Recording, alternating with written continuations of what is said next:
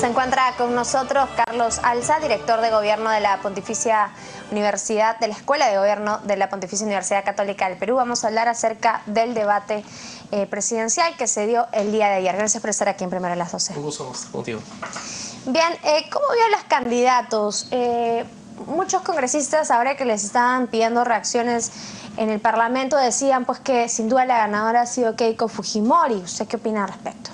Bueno, digamos, hablar de ganadores en un debate es siempre complicado, porque creo que hay dos cuestiones claves. Una, depende desde qué punto se mire. Si se habla de contenidos, yo diría que este debate, digamos, es un debate en el que se ha preferido las pullas y se han sacrificado las propuestas. Y en ese sentido, ninguno de los dos candidatos ha sido muy contundente en propuestas. Quizá PPK, uno podría decir que ha tenido algunas ideas mucho más claras y más concretas, pero con poca fuerza, debilitado. Mientras que una candidata como Keiko Fujimori más bien ha sido muy intensa en sus ataques al otro candidato, y creo que eso ha sido muy notorio, sacrificando más bien la claridad y la precisión de las propuestas. Entonces, en ese sentido, digamos, uno podría decir que en términos de propuestas ninguno ha sido muy relevante, pero que PPK ha mostrado algunos detalles mucho más concretos. En cambio, uno podría pensar que, claro, en términos de énfasis, de personalidad, de capacidad de dominio de la escena, ¿no? Keiko Fujimori ha sido mucho más fuerte, mucho más presente, más asertiva, ¿no? Incluso yo diría que se ha visto una Keiko distinta, ¿no? Normalmente ella ha sido bastante condescendiente, sutil, amable en las entrevistas, cuando la hemos visto hablar firme pero sutil. En cambio, esta vez hemos visto a una Keiko un poco más agresiva, ¿no? Más hiriente, ¿no? Hablándole incluso con mucha autoridad a un PPK al que al principio me parece quiso un poco amedrentarlo, ¿no? Y esa es una mirada interesante, porque se le veía además con sonrisas, muecas, gestos que yo creo dan cuenta de una Keiko Fujimori empoderada, quizá también por las encuestas últimas que la muestran como, digamos, adelante en la campaña, ¿no? ¿Usted considera que de pronto ya se siente ganadora? Yo la he visto en las últimas entrevistas muy ganadora. Se siente ganadora, pero claro, eso siempre es relativo. Las elecciones siempre en los últimos días se terminan definiendo los últimos votos, ¿no? Y hay todavía un 12% que está todavía indeciso, de modo que... Pero la ayuda en términos del debate, la ayuda en términos de posicionarse frente a los candidatos o al otro candidato como alguien que está con toda la seguridad de que podría ser realmente la ganadora. Ahora, y eso se nota mucho, sí, ¿no? Pedro Pablo Kuczynski ha dicho que no le molestan o no le preocupa, mejor dicho, los 5 puntos de ventaja que le está sacando Keiko Fujimori. Sí. ¿Debería preocuparse? Yo creo que siempre un candidato debe estar preocupado de su campaña, y creo que PPK, si quiere ganar, necesita efectivamente ser mucho más contundente, ponerle más alma a la campaña. Se le ve muy técnico, con poco diálogo a la gente. Yo creo que tiene que hablarle a la gente directamente, es lo que ha hecho Keiko Fujimori en toda su alocución durante el debate. Y tengo la impresión además de que tiene que siempre estar preocupado porque, insisto, en las elecciones en el Perú, quienes iban primeros en las encuestas no necesariamente han ganado la elección. Las decisiones se toman en los últimos 2 días, incluso cuando ya no hay encuestas casi. Entonces, creo que PPK todavía tendría que apostar por si quiere ganar, por una campaña más agresiva en términos de, digamos, de enfrentamiento con el contrincante, con la contrincante, y también en dar propuestas que sean traducidas al lenguaje del ciudadano y que no sean tan técnicas de porcentajes y números y estadísticas, sino que más bien vayan al corazón del ciudadano. El ciudadano, yo creo que espera que le vendamos un sueño, ¿no? Claro. Pero un sueño concreto, un sueño real, ¿no? Sin promesas que sean generales, sino concretas. Y eso me parece que en los dos candidatos, Keiko lo tiene más claro.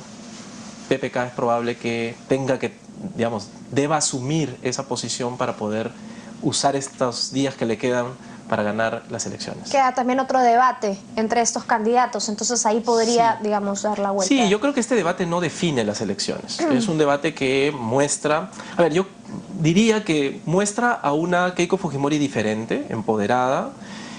Yo diría que hasta hay que leer un poco su forma de presentación, ¿no? Sus gestos, su ironía era natural, ¿no? Y parecía más bien que era una Keiko que no habíamos visto hasta ahora, ¿no? Claro, uno podría preguntarse, y hoy día y ayer muchas personas comentaban y me comentaban que podría ser una Keiko Fujimori que esté mostrando su real dimensión de cómo va a gobernar. para muchos eso puede parecer hasta peligroso. Y yo creo que muchos que han visto el debate pueden estar hoy día pensando si esa es la Keiko que queremos, ¿no?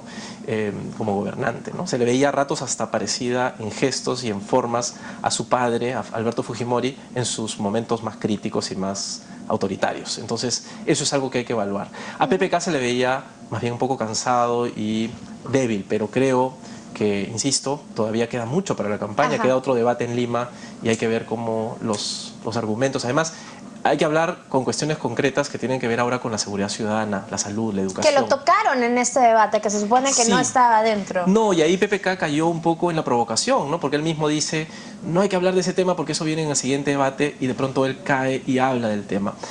Porque es un tema muy relevante. Es un tema que seguridad importa, ciudadana, yo creo que es un tema clave, y yo esperaría en un debate próximo, el que va a tener lugar ahora antes de las elecciones en Lima, que sea un debate en el que realmente ya se agoten los puyazos y más bien se concentren en propuestas que efectivamente queremos escuchar.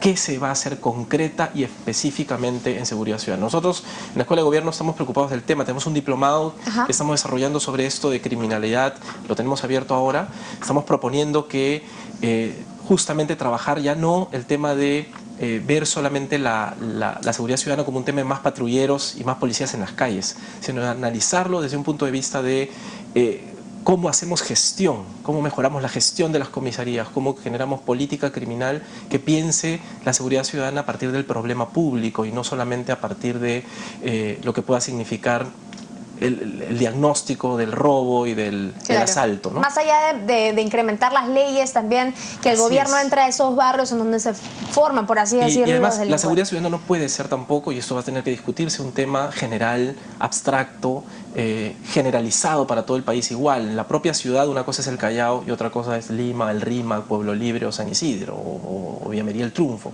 Son situaciones distintas, entonces necesitamos particularizar políticas de seguridad en el marco de una lógica general de intervención de seguridad ciudadana. Esos son los temas que hay que discutir ahora. ¿Y esas propuestas los tienen los candidatos?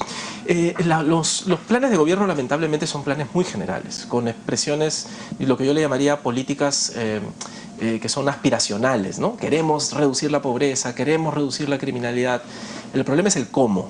Creo que hay que caminar hacia el cómo, y los gobernantes, si bien es cierto, tienen poco tiempo para decir, lo que tengan que decir deberá ser muy contundente y muy claro para saber cuál es la medida concreta o la estrategia, porque al final las medidas concretas se tendrán que ver en un plan, pero cuál es la estrategia que se va a adoptar, y ahí sí quisiéramos saber cuáles son las diferencias entre una Keiko Fujimori y un PPK frente a la seguridad ciudadana, frente a la educación. Bueno, en el caso de seguridad ciudadana, Keiko Fujimori dijo que restablecería el 24/24, algo que Pedro Pablo Kuczynski obviamente no está de acuerdo. Ahí hay dos puntos diferentes. Hay dos puntos diferentes, pero digamos, pero eso implica poner más o menos policías en las calles, y ya hemos visto, y hay experiencia comparada que explica que poner más policías en las calles no necesariamente resuelve el problema de la seguridad ciudadana.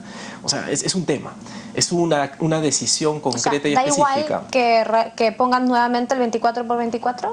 Y yo creo que ese es un tema que hay que analizarlo con cuidado, porque creo que el gran problema del 24/24 es que permite, entre otras cosas, a la policía realizar actividad en muchos lugares para privados que terminan convirtiendo a la policía en un enemigo frente a la población en lugar de amigo. Fíjese, los conflictos sociales ocurren cuando una minera contrata a la policía en lugares en donde el Estado no está presente y es el único presente estatal, la autoridad policial.